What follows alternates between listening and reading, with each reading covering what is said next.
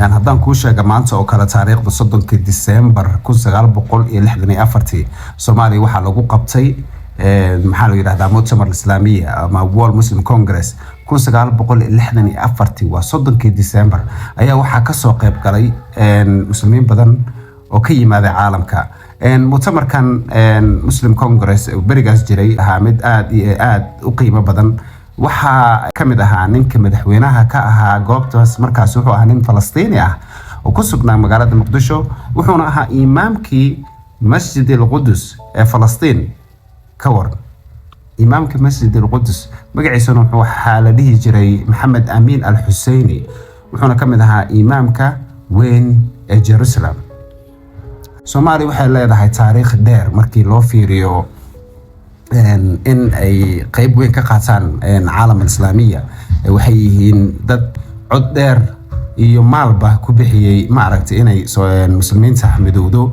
haddii aad si u fiiriso muslimiinta barigaas Soomaaliya waxay ahayd goob ay mar walba ku tushtaan ama ha noqoto deeqaha ama ha noqoto runaantii waxyaabaha kala duwan ee Soomaaliya runaantii cod dheer ugu soo gudbin jirtay caalamka muslimiinta iyo kuwa Afrikaankaba.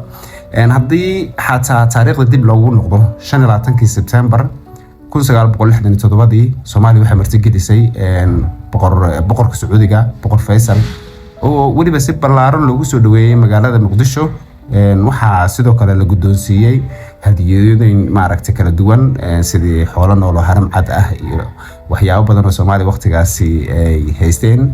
marka Soomaaliya hore waa taariikh ifaysa oo la wada ogyahay in ay qayb ballaaran ka qaadatay dhisidda muslimnimada dawladda muslimka iyo in ma aragtay ay u noqoto garab waqtiyada abaaraha ama waqtiyada ay ma aragtay dhibaatada jirto. Soomaaliya waxay u dhoofin jirtay dalal badan oo carabta kamid ah iyo goobo kale xoolo nool iyo khudaar fara badan.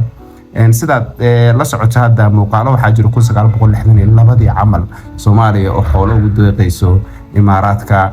dib loogu noqdo taariikhda Soomaaliya taariikhda maanta aan aragnay ee mugdiga ah ama 30 sano ay Soomaaliya dagaalaha sokeeye iyo dhibaatada ay ku jirtana wali Soomaaliya dhexdeeda inta fiirsatay maxaan ku yiraahdaa taariikhda oo dib loogu noqday ay soo akhriso ay soo barato ay kadibna ogaato qiimaha ay leedahay midnimada iyo sida ugu wanaagsan oo isaga fogeyn karno ma aragtay qabyaaladan iyo kala jajabkan maanta na haysata.